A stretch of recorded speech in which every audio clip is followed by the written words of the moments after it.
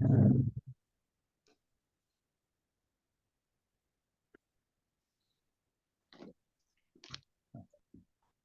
noite, irmãos. Vamos abrir em Marcos, Evangelho de Marcos, capítulo 12.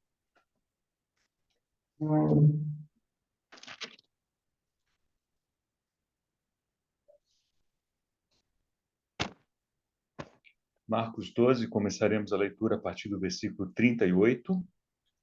Leremos até o final do capítulo. Não vai aparecer, não. Vai aparecer, não. E ao ensinar, dizia ele: Guardai-vos dos escribas que gostam de andar com vestes talares e das saudações nas praças e das primeiras cadeiras nas sinagogas e dos primeiros lugares nos banquetes, Aumenta, né? quais devoram as casas das viúvas e para o justificar fazem longas orações. Estes sofrerão juízo muito mais severo. Assentado diante do gasofilácio, observava Jesus como o povo lançava ali o dinheiro. Ora, muitos ricos depositavam grandes quantias. Vindo, porém, uma viúva pobre depositou 2 pequenas moedas, correspondentes a um quadrante.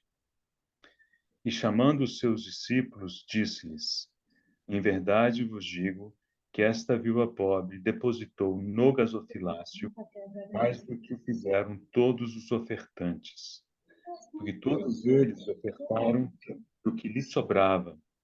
Ela, porém, da sua pobreza, deu tudo quanto possuía, todo o seu sustento.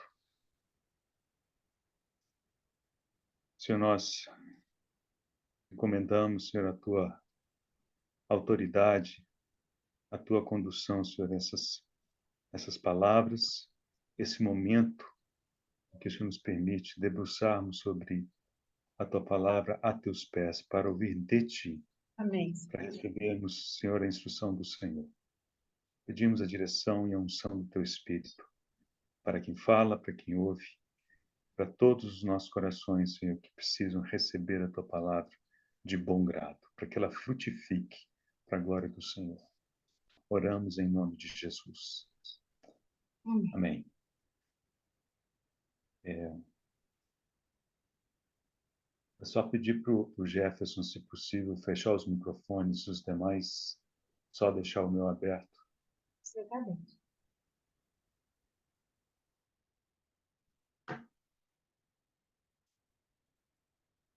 O iPhone da Kel está aberto ainda.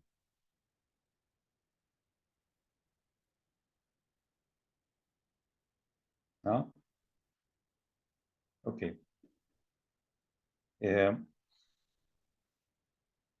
Bom, temos diante de nós um texto bastante curioso. Ele é diferente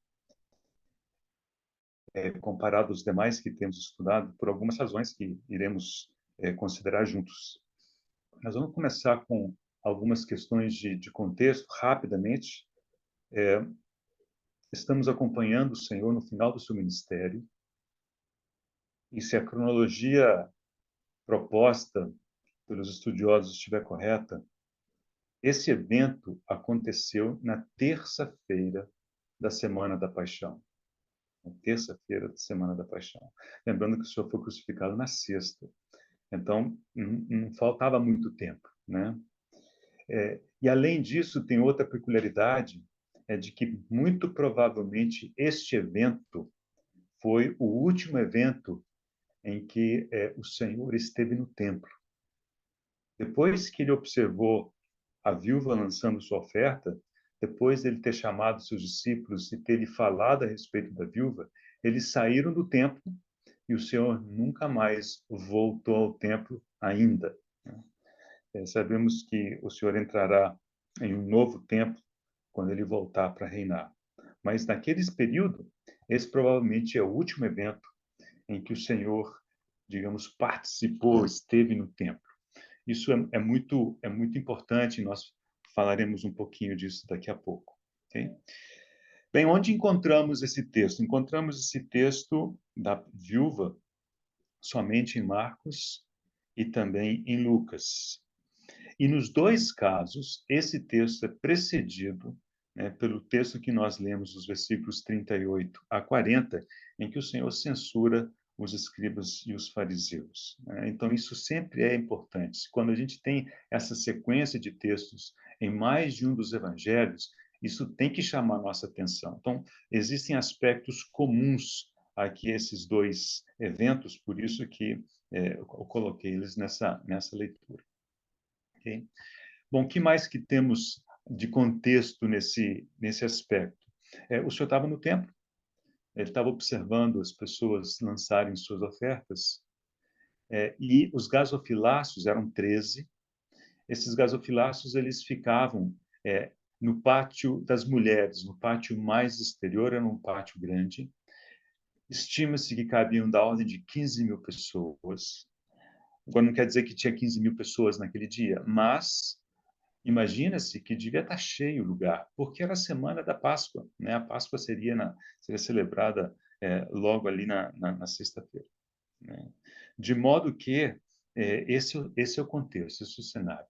O Senhor no templo, pela última vez no templo, muito movimento, né? E ele quieto observando, né?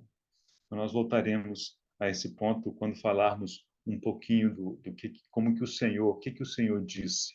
Porque nós falaremos um pouquinho da viúva, não há muito o que dizer, né? Porque tudo que sabemos é o que está nesse texto. Depois veremos como que o Senhor fez referência a ela e que tipo de lições o Senhor tirou ao observá-la para comunicar a seus discípulos. E vamos aproveitar, evidentemente, esse texto para falarmos a respeito de princípios do ofertar. Então, esse texto realmente nos confronta, esse texto, né, nos sacode um pouco nesse respeito, e me parece que precisamos aproveitar essa oportunidade, né, para considerarmos isso juntos aos pés do Senhor. Bem, então vamos falar primeiramente a respeito dessa viúva, né, viúva pobre. O texto nos diz simplesmente que era uma viúva pobre. Aliás, paupérrima. Ela tinha ali apenas 2 moedinhas de prata, de cobre, e foi isso que ela utilizou para ofertar. E o curioso nesse texto, comparado aos outros que estudamos, é que não há nenhum registro de interação direta entre o Senhor e essa viúva. Ou seja, nós não temos no texto aqui qualquer registro de palavras que o Senhor tenha dito para essa viúva, ou de que a viúva tenha dito para o Senhor. O que temos aqui são palavras que o Senhor disse para os discípulos a respeito da viúva. E ao que tudo indica, a viúva possivelmente não soubesse em absoluto a respeito do que o Senhor disse a respeito dela. Talvez ela sequer conhecesse o Senhor. Então, nesse aspecto, é um texto bastante diferente. Então, temos aqui uma viúva que é uma figura bastante incógnita para nós, né? Mas, de qualquer maneira, ela simboliza uma certa atitude, uma certa ação que é muito importante que a gente entenda. Okay? Vamos começar a focar um pouquinho na oferta dela, né? Enxergarmos juntos quão pouco era aquilo que ela efetivamente depositou. Okay? O que diz esse texto? Vamos procurar aqui a respeito do valor, né? Do valor, o que diz aqui? Diz que muitos ricos depositavam grandes quantias, e aqui os estudiosos do grego dizem que o original não diz grandes quantias, né? Diz assim, depositavam muitas, né? E deixem aberto o que é muitas, né? E muitos entendem que eles depositavam muitas moedas, não necessariamente grandes valores, mas muitas moedas. Então, como eles queriam possivelmente aparecer, basta olhar o texto anterior, eles gostavam de ser observados, gostavam de aparecer, de aparentar. Então, eles pegavam uma quantia para a oferta e trocavam essa mesma quantia em muitas moedas de menor valor, de forma que havia muitas moedas. E ao jogar no gasofilaço, aquilo ia caindo, diz que eram na forma de trompetes altos, e aquilo ia caindo e ia fazendo barulho, ou seja, chamava atenção, né? Mas, de qualquer forma, eles depositavam grandes quantias ou grandes quantidades de moedas nos gasofiláceos. Versículo 20, 42. Vindo, porém, uma viúva pobre depositou 2 pequenas moedas correspondentes a um quadrante. Okay? Um quadrante é a 4ª parte de um asse. Então, pega um asse, vamos supor que fosse unidade, um asse, então 25 centavos de asse era um quadrante, né? E ela fez esse depósito correspondente a um quadrante. Agora, vamos tentar descobrir quanto que valia isso? Qual era o poder de compra dessa quantia? Então, tem 2 textos que nos ajudam, que é bom que a gente consegue avaliar a capacidade, como que está a regra de 3 dos irmãos, né? Capacidade de fazer regra de 3. Então, vamos lá. Primeiro texto é Mateus, capítulo 10. Abra comigo, Mateus, capítulo 10.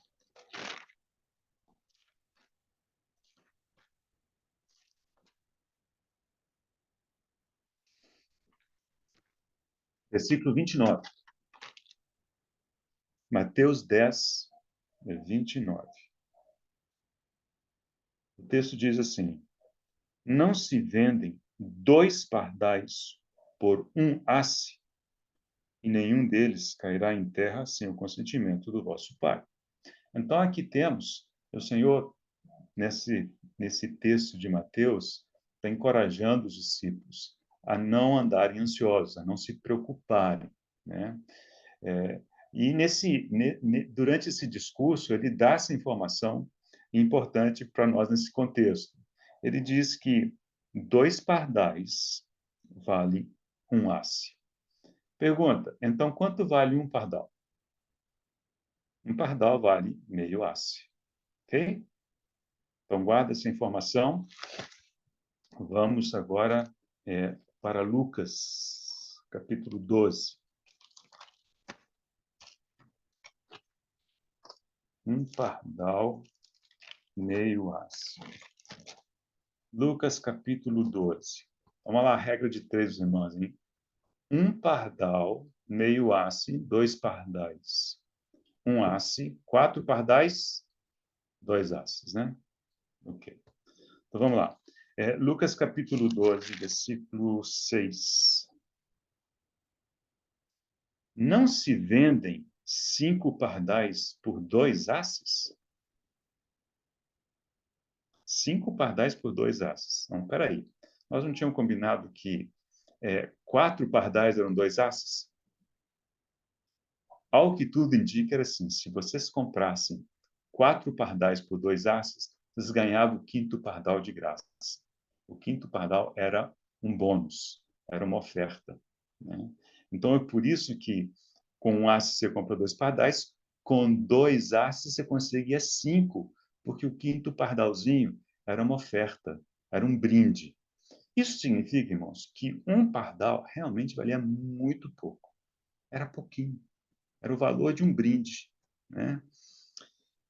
E se um pardal era meio asse, e a viúva deu um quadrante, o equivalente a um quadrante, aquelas 2 moedinhas, então, em termos de pardais, ela deu meio pardal. Essa foi a oferta da viúva, meio pardal. Agora, pensa bem, um pardal já não tinha valor comercial, vamos dizer assim. Imagina, ela deu meio pardal. Então, isso nos fala da oferta, do tamanho da oferta, né, que essa viúva deu. E eram duas moedinhas de cobre. Agora, irmãos, o que essa viúva foi fazer no templo naquele dia? Ela não foi somente ofertar. As pessoas iam ao templo para adorar a Deus. E uma das coisas que fazia parte da adoração a Deus era levar as suas ofertas em dinheiro. Então, ela foi lá, chegou o momento, ela fez, depositou essas duas moedinhas de cobre no gasofilácio como parte da sua adoração a Deus. Então, o primeiro ponto que quero insistir com os irmãos, a viúva estava ali não para ofertar, mas estava ali para adorar a Deus. E a oferta era parte dessa adoração a Deus. Agora, aqui é um paralelo que é muito difícil de evitar, né? Quando que o Senhor entrou no templo pela primeira vez? Possivelmente, com quase toda certeza, foi quando ele cumpriu 8 dias e ele foi levado para ser circuncidado ao templo, né? E ali ele encontrou com Simeão, encontrou com Ana, né, os pais do Senhor Jesus, né? Tiveram alguma interação com essas pessoas que estavam no templo para adorar a Deus. Estavam ali como aquele remanescente fiel de Israel, que aguardava a restauração de Jerusalém, aguardava pelo Messias. Tanto é que Simeão, quando viu o Senhor, orou a Deus e disse: Olha, já podes despedirem em paz o teu servo, porque os meus olhos contemplaram o Messias. Então, essa foi a primeira experiência do Senhor no templo. Ele encontrou com pessoas que estavam ali para adorar a Deus, fiéis a Deus. E esta possivelmente seja a última experiência do Senhor no templo, antes da sua crucificação. E mais uma vez, ele encontrou, no meio daquela multidão de pessoas, no meio daquele tanto de ricos depositando grandes quantias no gasofilácio, ele observou esta viúva pobre depositar 2 moedinhas, né, como parte da sua adoração. Não lembro quem foi o irmão que disse que essa viúva pobre é da mesma estirpe, né, que Simeão e que Ana. E possivelmente, né, ter observado essa mulher na sua adoração, no seu ofertar, foi um certo encorajamento, uma certa alegria para o Senhor, né? Mesmo naquela semana que já, né, que antecipava a sua morte, o Senhor sabia pelo que ia passar, né? Ele foi se angustiando aos poucos. O ápice da sua angústia se deu no Getsemane. E todos esses elementos, me parece que foram coisas que trouxeram a seu coração algum tipo de alento, de alívio. Então, lembra disso. A viúva estava ali, primeiramente, para adorar. E ela deu as suas 2 moedinhas de cobre. Continuando a leitura, o Senhor foi e chamou a atenção dos discípulos e disse o seguinte: Olha, que em verdade vos digo que esta viúva pobre depositou no gasofilácio mais do que fizeram todos os ofertantes. Os entendidos do grego diz o seguinte: essa frase não significa que a oferta dela tenha sido maior do que a do fulano, quando comparada do ciclano também foi maior, comparada do outro também foi maior. Não é bem isso, não.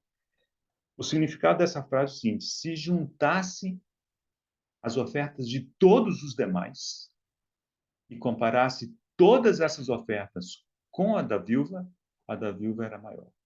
Então, é como se fosse numa balança de pratos, né, colocássemos as 2 moedinhas de cobre aqui no prato de cá, né, e todas as outras ofertas no outro prato. E o Senhor diz que a oferta da viúva foi maior do que a oferta de todos os demais. E aí, claro, isso nos deixa pensativos. Senhor, por quê? Né? Qual é a razão disso? E o Senhor explicou logo depois. Porque todos eles ofertaram do que lhes sobrava. Ela, porém, da sua pobreza, deu tudo quanto possuía, todo o seu sustento. Irmãos, aquelas 2 moedinhas de cobre eram todo o sustento que ela tinha. Então, assim, não é nenhum exagero dizer que aquilo representava a vida dela, né? Se ela fosse comer alguma coisa, tinha que ser daquelas 2 moedinhas. Possivelmente, se ela tivesse que fazer qualquer tipo de pagamento, de compra, o que ela tinha era aquilo. Não era muito, aliás, era muito pouco, mas era tudo que ela tinha. E quando ela depositou tudo que ela tinha, é como se ela estivesse entregando a sua vida ao Senhor. Tudo como dizendo, olha, eu não importo comigo mesmo. Se eu morrer se eu perecer, pereci, né? Como disse Esther. Se eu perecer, pereci. Né? Então ela fez a sua oferta. Aqui nós vemos muito claramente como que essa oferta da viúva se mistura com a atitude de adoração. Né? E isso realmente fez toda a diferença. Alguém já disse que Deus não se importa tanto com o quanto a gente dá, mas com quanto que a gente fica depois de dar. Né? Então aqui, aquela viúva pobre ficou com nada depois de dar. Né? Então, na avaliação do Senhor, ela deu muito. E muito mais do que aqueles outros que, em termos de quantias, as quantias que eles depositavam era muito maior. Mas eles ficavam com mais ainda. Eles davam do que lhes sobrava. Eles não era uma atitude de adoração dizendo assim, isso aqui me custa alguma coisa, né? É parte da minha vida que eu estou dando aqui. Não era esse o caso deles. Era simplesmente uma ação possivelmente para serem vistos, né? E isso realmente traz o grande contraste e é a primeira questão que a gente vê dessa vida. Quero ler um parágrafo, aliás, vou ler 2 parágrafos, né? Um primeiro parágrafo é do irmão Campbell Morgan, do livro O Grandioso Médico, e o segundo parágrafo é do Alfred Edersheim. Então, vamos começar com o primeiro, que diz respeito à oferta da viúva.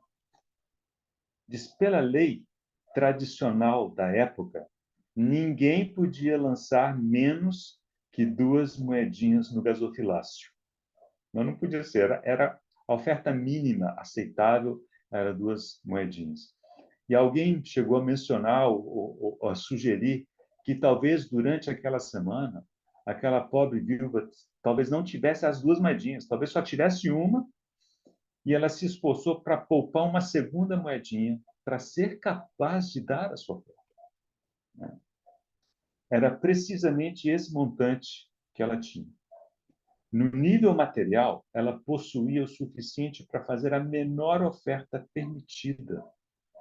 De acordo com a sabedoria humana, se aquilo era tudo o que possuía, a prudência exigiria que ela as guardasse. Mas a sua visão de Deus, a sua fé em Deus, o seu sentimento perante Deus exigiam que as entregasse para Ele. E foi assim que ela fez a sua oferta. E agora, considerando brevemente a atitude do Senhor, e depois leremos então o parágrafo do irmão Edersheim, vamos abrir um texto paralelo, né? Aliás, antes de abrir no texto paralelo, já vou chamando a atenção de um aspecto importante aqui, que nós vamos retomar mais para o final também. No versículo 41, em Marcos 12, diz: assentado diante do gasofilácio, observava Jesus como, observe essa palavra, como o povo lançava ali o dinheiro. Sim, o Senhor sabia o quanto eles estavam lançando, mas ele observava o como, a atitude que as pessoas demonstravam ao fazer as suas ofertas. Então, o como. Então, com isso em mente, vamos ao texto paralelo de Lucas. Lucas capítulo 21, os primeiros versículos. Aliás, só precisamos dos primeiros 2 versículos de Lucas capítulo 21. Estando Jesus a observar. Notem que essa frase aparece nos 2 evangelhos. Irmãos, o Senhor observa, está a observar o como as pessoas entregam suas ofertas ou adoram a Deus, falando de um aspecto mais amplo, em que o ofertar é parte da adoração. Jesus estava a observar. Aí diz assim: viu os ricos lançarem suas ofertas no gasofilácio. Viu também certa viúva pobre lançar ali 2 pequenas moedas. Irmãos, o Senhor vê o rico, ele vê a viúva. Ele vê o rico, vê o pobre. Ele vê tanto um quanto o outro. E o Senhor observa o como está sendo ofertado, né, aquele recurso, como está sendo elevada a Deus a adoração. Então, isso realmente precisa nos impactar. O Senhor está atento. E aquele dia, já estava no final do dia, foi um dia extremamente intenso, basta olhar para trás o que aconteceu. E é como se o Senhor tivesse cansado, ele ali parou um pouco e começou a observar. Mesmo cansado, o Senhor observava. Era algo importante para ele. E enquanto observava, viu uma coisa, viu outra. Então chamou seus discípulos e lhe fez essa essa observação que é tão relevante, tão importante, inclusive para nós. Bem, mas curiosamente o Senhor não disse nada para a mulher, né, para aquela viúva pobre. E o irmão Edersheim, então, com respeito a isso, nos oferta o seguinte parágrafo: o Senhor não lhe disse palavras de encorajamento, pois ela andava pela fé. Ele não lhe ofereceu promessas de retribuição, pois seu galardão estava no céu. Então é como que aquela mulher tivesse completamente entregue nas mãos de Deus. Se ela, para ela não importava, tudo que eu tenho, isso é morrer de fome. Isso parece que não importava a ela. Por quê? Porque ela estava completamente entregue nas mãos de Deus. Né? Por isso, como se o Senhor não tivesse tido a necessidade, né, de falar alguma coisa especificamente com ela. Então, queremos agora, nessa terceira e última parte dessa consideração, desse estudo, a gente aproveitar esse momento, aproveitar esse evento, né, da oferta da viúva pobre, para considerar algumas coisas com respeito ao ofertar, ao dar. Né? Isso a gente já começamos a ver alguma coisa aqui. Né? Então, nós vamos utilizar outros textos também para nos ajudar a entender, né, os princípios, né, que estão por detrás desse ofertar e da palavra de Deus e como é que o Senhor avalia, né, essas coisas.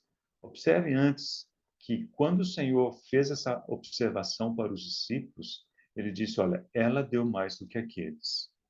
Então, ele nos mostrou como é que ele avalia a quantidade, como que ele avalia o montante. Observe que o Senhor não utilizou esse momento para dizer para os discípulos que eles deviam fazer igual ela fez ou qualquer outra coisa. O Senhor não fez nenhum tipo de instrução naquele momento, mas ele simplesmente abriu seu coração e mostrou como que ele avalia as quantidades, né, como que ele avaliou as quantidades ofertadas naquele dia. Então, se a gente olhar esse texto de forma mais inteira, completa, né, então podemos pensar assim: no que diz respeito ao ofertar, temos 2 aspectos.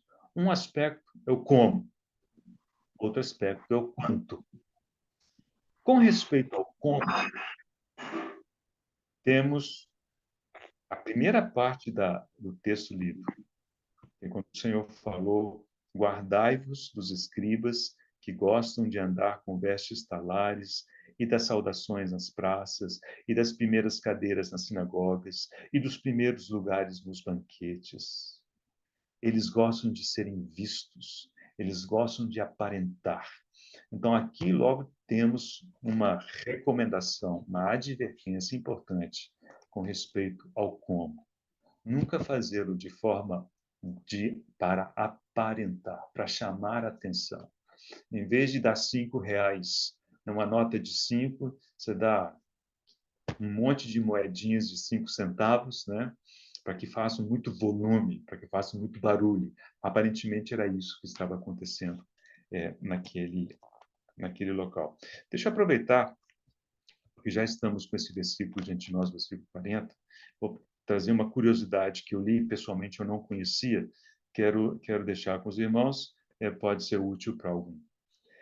Que essa frase ela não é muito óbvia. A gente desconfia do que seja, mas a gente não sabe exatamente o que quer dizer, né? Os quais devoram as casas das viúvas e, para o justificar, fazem longas orações, esses sofrerão juízo muito mais severo.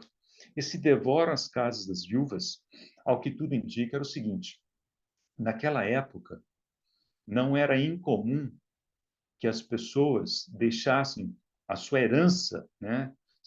Pessoas que não tinham filhos, deixavam a sua herança para o templo. Então, assim, no seu testamento ficava um certo montante do recurso para o templo. E o resto podia distribuir, parentes, se tivesse, filhos, se tivesse, etc. E quem ajudava as pessoas a fazer, né, essa transação, deixar esse registro, né, um inventário, eram os escribas. E, ao que tudo indica também, alguns desses escribas se aproveitavam desse momento, né, de alguém que tinha acabado de ficar vivo. Na hora de fazer o inventário, ele tentava maximizar, com influências, né, da sua parte, maximizar a parcela que a viúva daria para o templo. Então, possivelmente, esse devora as casas das viúvas tem a ver com essa atitude, né, que se conhecia por parte dos escribas à época, né, tentar, né, extorquir, se é que a gente pode dizer assim, extorquir é um pouco forte, mas convencer, né, sabe lá com que tipo de argumentos as viúvas entregarem mais do que elas tinham originalmente planejado para o templo. E para o justificar, faziam longas orações. Ou seja, a questão aqui é a aparência. Aparência. Então, por um lado, tem a questão do como, e o como está tratado nesse texto pelos versículos 38 e 40, e a segunda parte do texto nos fala do quanto, de como que o Senhor faz a avaliação do quanto se dá. Okay? Então, nós já abordamos isso daí. Acho que nós podemos agora observar alguns textos que nos falam do ofertar. Então, tem um texto em 2 Coríntios que me parece que é bastante importante nesse contexto, porque temos aqui nesse capítulo 8 de 2 Coríntios muitas instruções com respeito a um tema que a gente não encontra demais espalhado aí ao longo do Novo Testamento, mas aqui a gente tem um conjunto de princípios que me parece que são importantes. Então, abra comigo então em 2 Coríntios capítulo 8, e nós vamos ler primeiro versículos de 11 a 14, depois a gente lê um pouco do início do capítulo. Nesse capítulo, Paulo estava ajudando os irmãos que se organizavam para levantar uma oferta, né, para os santos em necessidade. Então, o assunto era realmente o ofertar. Versículo 11. Completai agora a obra começada, para que, assim como revelastes prontidão no querer, ou seja, no desejo de ofertar, assim leveis a termo, segundo as vossas posses. Então, a primeira frase importante ali, eles estavam se organizando para ofertar, eles tinham o desejo, e Paulo diz, ótimo, vocês têm o desejo, agora leva isso a cabo, segundo as vossas posses. Versículo 12. Porque se há boa vontade, será aceita conforme o que o homem tem e não segundo o que ele não tem. Deus não espera que a gente oferte o que a gente não tem, né? Mas a palavra aqui chave é se há boa vontade. Essa que é a grande questão. É como que está o nosso coração quando ofertarmos. Há boa vontade? Há o desejo? Versículo 13. Porque não é para que os outros tenham alívio e vós sobrecarga, mas para que haja igualdade, suprindo a vossa abundância no presente a falta daqueles, de modo que a abundância daqueles venha suprir a vossa falta e assim haja igualdade. Então, esse é um princípio importante, né? Então, ao abordarmos um assunto, né, qualquer que seja, no contexto da Bíblia, precisamos ver a Bíblia toda, o que que ela ensina, né?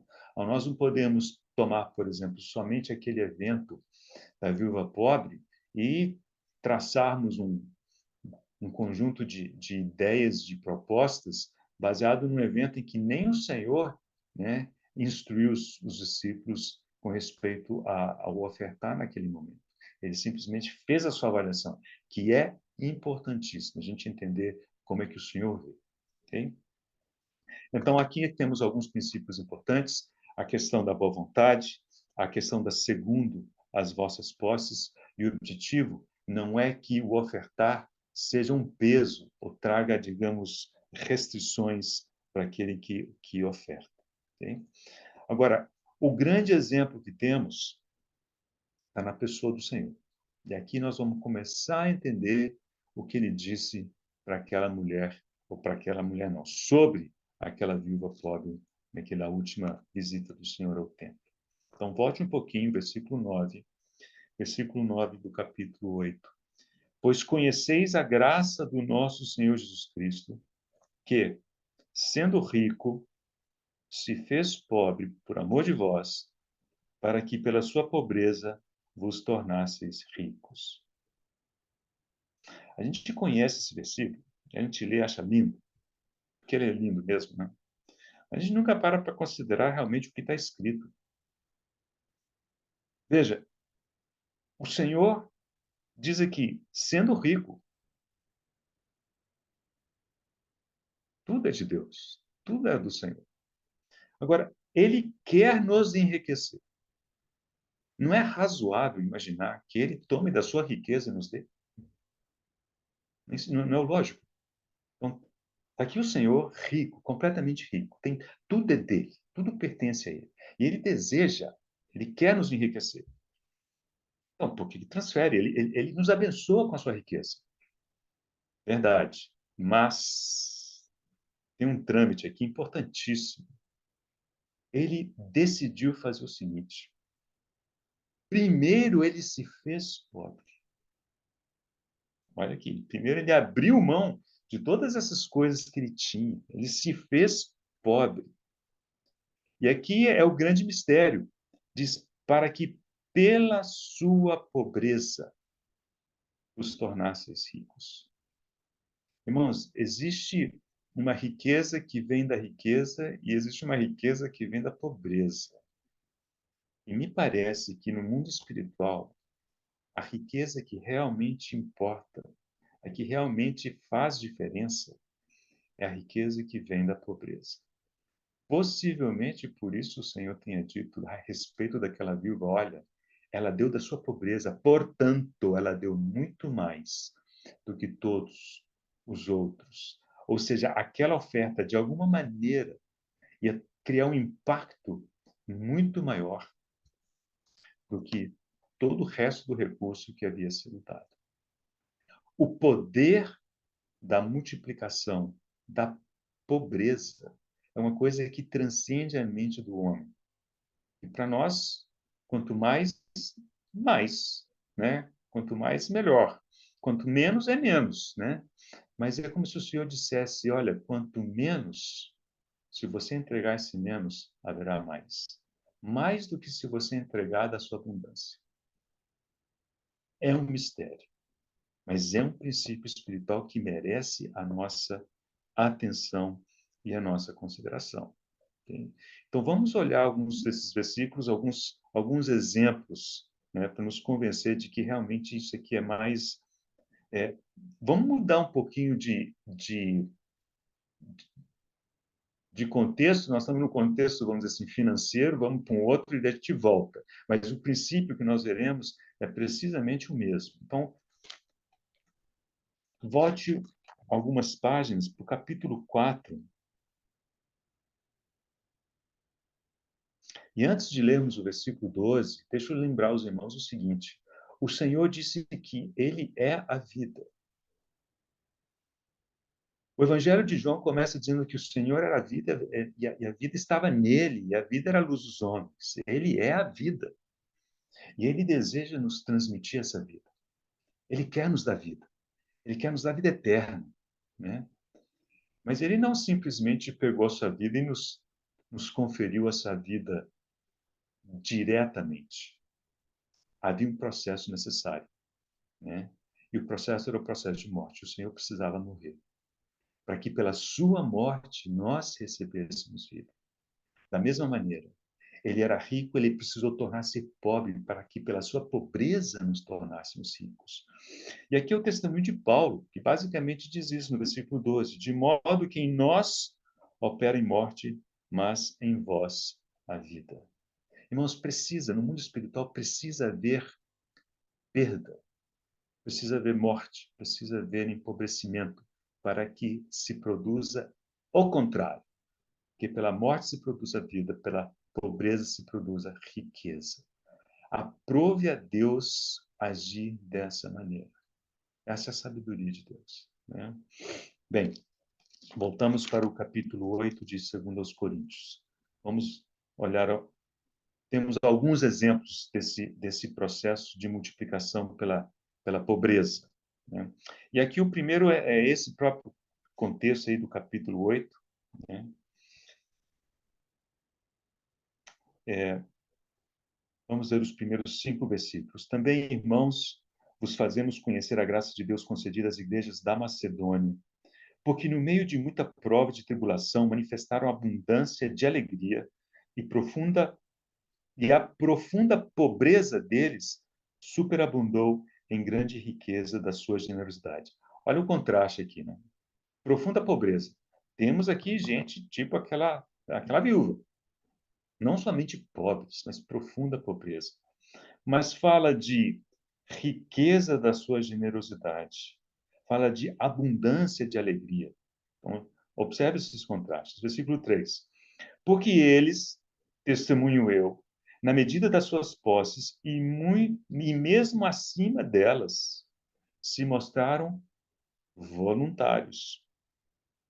Aqui no versículo 12, nós não falamos em se há boa vontade. Eles tinham boa vontade. Esse era o coração deles, se mostraram voluntários, né?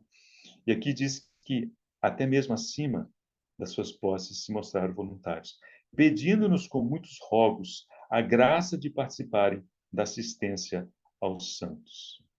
E não somente fizeram como nós esperávamos, mas também deram-se a si mesmos, primeiro ao Senhor, depois a nós, pela vontade de Deus. Irmãos, esse é o princípio do ofertar.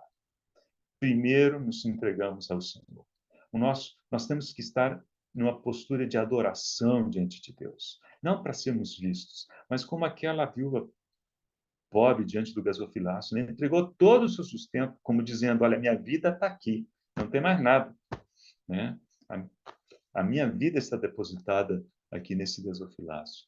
Então, isso aqui nesse texto aparece como primeiro se deram ao Senhor. E depois, né, se entregaram, né, nesse ato de ofertar. Okay? O outro exemplo eu vou apenas mencionar, e o terceiro nós vamos ler, né? Mas o outro exemplo que me veio à mente foi quando o Senhor multiplicou os pães e os peixes e alimentou a multidão, né? Os 5 pães e os 2 peixes eram todo o lanche de um rapaz, de um menino que estava ali, né? Ele abriu mão de tudo que ele tinha naquele momento. Era o lanche dele. Ele podia ter ficado com um pãozinho, dois, e deixado com um peixe, dado o resto. Não, ele deu tudo. E o tudo era pouco, né? Um dos discípulos perguntou assim, mas Senhor, o que é isso perante tantas pessoas? Mas o Senhor, daquela pobreza, enriqueceu a todos os que estavam ali, né? Alimentou. Eu estou utilizando, né, uma paráfrase aqui, né? Irmãos, esse é o princípio da pobreza. ele enriquece. A partir da escassez, ele multiplica. O poder da multiplicação é muito mais forte e contundente no mundo espiritual no contexto da falta, no contexto da pobreza. É como se Deus se agradasse de dizer o seguinte: quer ver que eu sou capaz de alimentar uma multidão com 5 pães e 2 peixes? Vocês querem ver como é que eu faço isso? E o Senhor deu graças e foi partindo, repartindo, distribuindo, distribuindo. E à medida que eles foram partindo, partindo, partindo, aquilo foi chegando, chegando, chegando. E no final ainda sobraram 12 cestos. Esse é o poder da multiplicação no contexto primeiro da pobreza. O exemplo terceiro que vamos ler, o da viúva de Sarepta, primeiro livro de Reis, capítulo 19, aliás, perdão, capítulo 17. O princípio é o mesmo.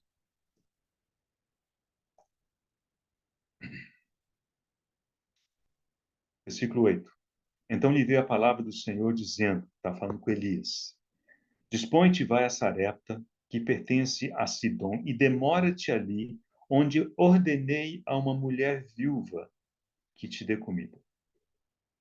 Você imagina assim, tipo, ser uma pessoa de bens e de posses, e Deus utilizou uma mulher, né, de posses para suprir. Vamos lá. Então ele se levantou e se foi a Sarepta. Chegando à porta da cidade, estava ali uma mulher viúva apanhando lenha. Ele a chamou e lhe disse: Traz-me, peço-te, uma vasilha de água para eu beber. Indo ela buscá-la, ele a chamou e lhe disse: Traze-me também um bocado de pão na tua mão. Porém, ela respondeu: Tão certo quanto vive o Senhor teu Deus, nada tenho cozido. Há somente um punhado de farinha numa panela e um pouco de azeite numa botija. E vês aqui, apanhei 2 cavacos e vou preparar este resto de comida para mim e para meu filho, comê-lo-emos e morreremos. Extrema pobreza. As 2 moedinhas de cobre desta viúva aqui eram um punhadinho de farinha e um tiquinho de azeite. Elias lhe disse: Não temas, vai e faze o que disseste, mas primeiro faze dele para mim. Meu irmão, nós temos que primeiro nos entregar ao Senhor. É que isso aí, para essa viúva, era primeiro levar um bocado para Elias, mas primeiro faze dele para mim um bolo pequeno e traze-mo aqui fora. Depois farás para ti mesmo e para teu filho. Mas como vai fazer se primeiro faz para Elias? Ele vai gastar o que ela tinha. Mas é aí onde que está a promessa, né? Porque assim diz o Senhor Deus de Israel: a farinha da tua panela não se acabará, e o azeite da tua botija não faltará, até o dia em que o Senhor fizer chover sobre a terra. E foi assim. Irmãos, a multiplicação a partir da pobreza. Agora entendemos que o Senhor, sendo rico, se fez pobre para que, pela sua pobreza, nos tornássemos ricos. Esse é o caminho de Deus, né? Deixa eu terminar com uma seguinte consideração. Os irmãos sabem que no templo, começou no tabernáculo, lá do deserto, e depois também no templo. Na parte do santo lugar, e também no Santo dos Santos, né, havia mobiliário. E haviam peças desse mobiliário que eram de ouro maciço, e haviam peças que eram de madeira recobertas de ouro. Bem? Se alguém simplesmente adentrasse ali, sem saber como é que as peças tinham sido feitas, não saberia distinguir aquilo que era ouro puro, ouro maciço, como, por exemplo, o candelabro, daquilo que era madeira revestida de ouro. Na tipologia do Antigo Testamento, esses 2 materiais têm, digamos, uma interpretação bastante clara e bastante bem aceita. Ouro fala sempre do caráter divino, né? E madeira fala do homem, do caráter humano, do aspecto humano. Então, aquelas peças, né, que eram 100% de ouro, Eles falam de Deus enquanto Deus, né? E aquelas outras peças de madeira recoberta de ouro falam do Senhor Jesus Cristo nas suas duas naturezas, homem e Deus. Mas ao entrar e observar, quem observasse só veria ouro. E deveria sim ser assim entre nós também, né? Quando a igreja do Senhor se reúne, se alguém de fora vem, tudo que deveria perceber é a fragrância de Cristo, né? A beleza de Cristo. Na hora que ele vê a nossa madeira, decepciona, né? Mas é porque a nossa madeira acaba aparecendo, sendo que ela deveria ser completamente recoberta, né, pelo caráter do Senhor, pelo caráter de Cristo, pelo ouro. Muito bem.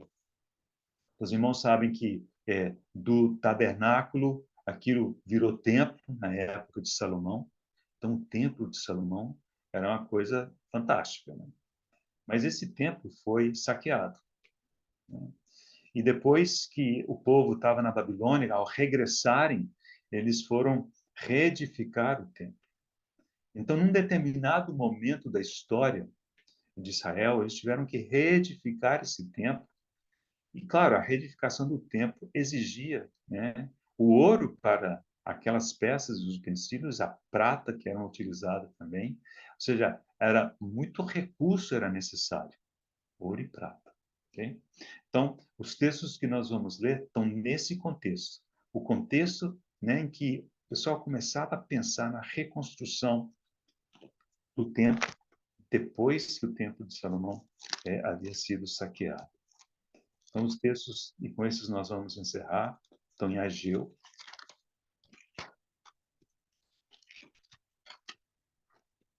Ageu foi um profeta que profetizou nesse período, no período da reconstrução do templo.